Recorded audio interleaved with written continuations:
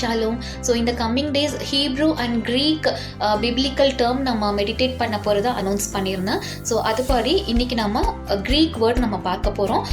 It's from Acts of the Apostles chapter 1 and verse 8.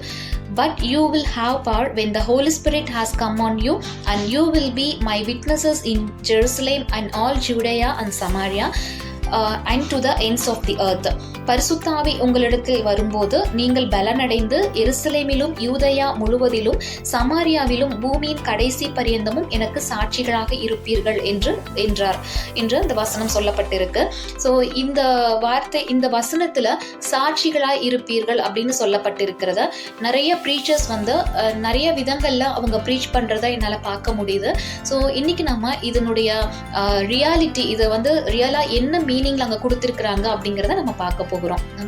So இங்க சாட்சிகள், witnesses அப்படின்னு சொல்லப்பட்டிருக்கிற கிரீக் வேர்ட் மார்ட்ரஸ் அப்படின்னு சொல்லப்பட்டிருக்கு. அதுதான் இங்கிலீஷ்ல மார்ட்ரைர் அப்படின்னு சொல்லுவாங்க. ஸோ இது எந்த மாதிரியான ஒரு சாட்சி அப்படின்னு பார்த்தா, இரத்த சாட்சியாக மரிக்கும் அளவுக்கு இருக்கிறதான ஒரு சாட்சி, அதாவது இரத்த சாட்சிகள் அப்படின்னு நம்ம சொல்றோம்ல, அதுதான் அந்த இடத்துல அவங்க மீன் பண்ணியிருக்காங்க.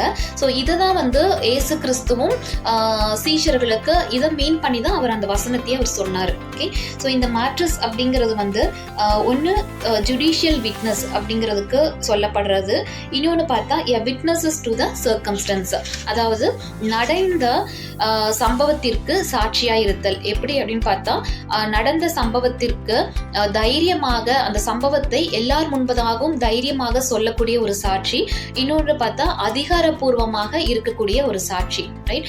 ஸோ ஆண்டவர் இந்த வசனத்தை சீஷர்கள் கிட்ட சொல்லும் பொழுது அதுக்கு முன்னாடி என்ன மாதிரியான ஒரு சிச்சுவேஷன் இருந்துச்சு அப்படின்னு பார்த்தா, ஏசு கிறிஸ்துடைய மரணம். ஸோ ஏசு கிறிஸ்து கெத்செமனேல இருக்கும் பொழுது சீஷர்கள் அவரை விட்டுட்டு ஓடிடுறாங்க. அதுக்கடுத்து அவர் வேத வாக்கியத்தின்படி மரிச்சு 3ஆவது நாள் உயிரோடு வந்தப்ப கூட அவங்க அதுக்கு நம்பல. தென் அது அவங்க ஏற்றுக்கொள்ளவும் இல்லை. அதுக்கு அவங்க ரொம்ப பயந்து இருக்காங்க.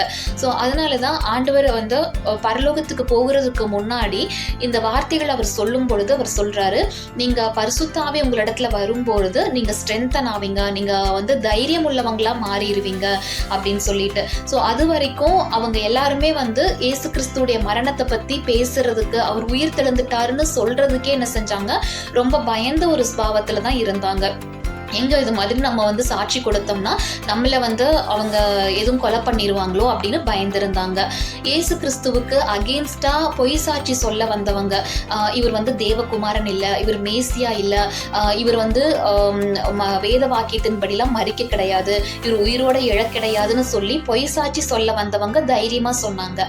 ஆனா உண்மையை சொல்ல போன, இவர் தான் மேசியா, இவர் தேவகுமாரன், இவரை வேத வாக்கியத்தின்படி மரித்தாரு, அதே போல இவர் உயிரோடு எழுந்து இப்போ உயிரோடு இருக்கிறாருன்னு சொல்ல வேண்டிய அந்த அவருடைய சீஷர்கள் யாருமே தைரியமா எல்லாரும் முன்னாடியே சொல்றதுக்கு தைரியம் இல்லாதவங்களா இருந்தாங்க.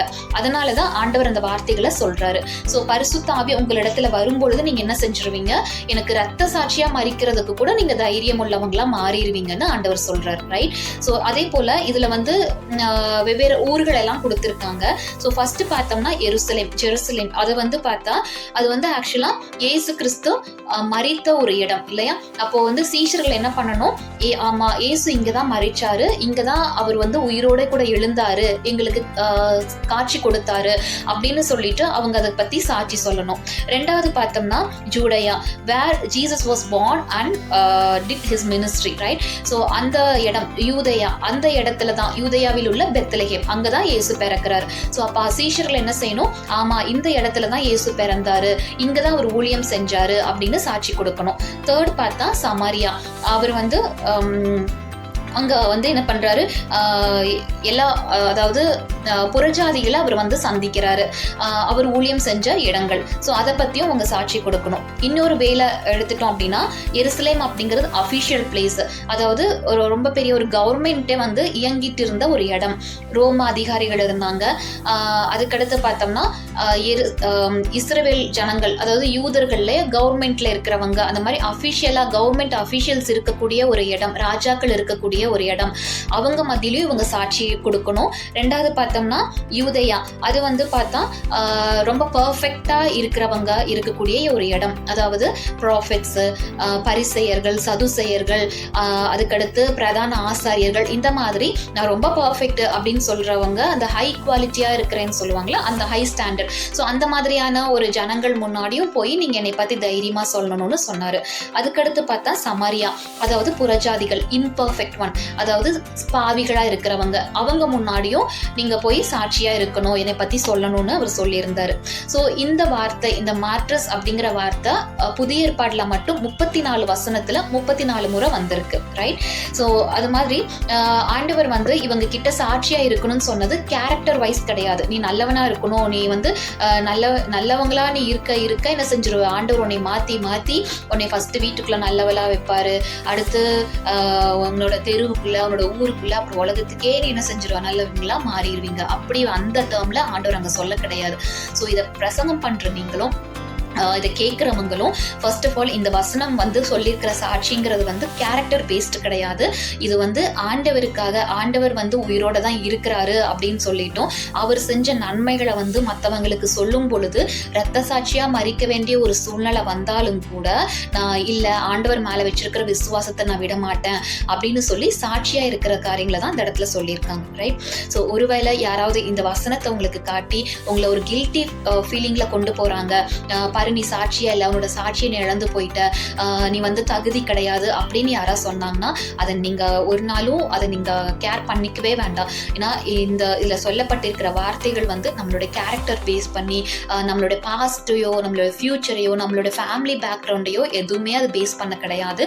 இதுல சொல்லப்பட்டிருக்கிற வார்த்தைகள் நம்ம அவருக்கு சாட்சியா இருப்போம், அவர் உயிரோட தான் இருக்கிறாரு, அவர் எனக்கு நன்மை செஞ்சிருக்கிறாரு, அவர் வந்து என்னை ஆசீர்வதிச்சிருக்கிறாரு, என்னை நீதிமானா மாற்றி இருக்கிறாரு அப்படின்னு சொல்லி சாட்சியா இருக்கிறது. அதே போல ஆண்டவருக்கு மேலே நீங்கள் எந்த அளவுக்கு விசுவாசம் வச்சுருக்கீங்களோ அதுக்கு நீங்கள் சாட்சியாக இருக்கிறது, ரைட்? ஸோ கில்ட்டி ஃபீலிங்காக இருக்கிற யாராக இருந்தாலும் நிச்சயமாக இதை நீங்கள் மாற்றிக்கொள்ளுங்க. நீங்கள் கில்ட்டி ஃபீலிங்காக இருக்க வேண்டிய அவசியமே இல்லை. நீங்கள் ஆண்டவரை பற்றிய கொடுக்குற சாட்சிகள் நிச்சயமாக பரலோகம் உங்களை ஹானர் பண்ணும். ஸோ சீஷர்கள் ஒரு காலத்தில் பயந்துருந்தாங்க. பரிசுத்தாவினருடைய அந்த அபிஷேகத்தை அவங்க பெற்றுக்கொண்டதுக்கு பிறகு அவருக்காக அவங்க இரத்த சாட்சிகளாக மறிக்கவும் செஞ்சாங்க. ஆமென். ஸோ இந்த இதில் கொடுக்கப்பட்டிருக்கிற அந்த சாட்சி அப்படிங்கிறது வந்து கேரக்டர் பேஸ்ட் கிடையாது. இது வந்து அவருக்காக இரத்த சாட்சியாகவும் மறிக்கிற அளவுக்கு உண்டான தைரியத்தை தான் அங்கே சொல்லியிருக்கு. ஆமென். தேங்க்யூ.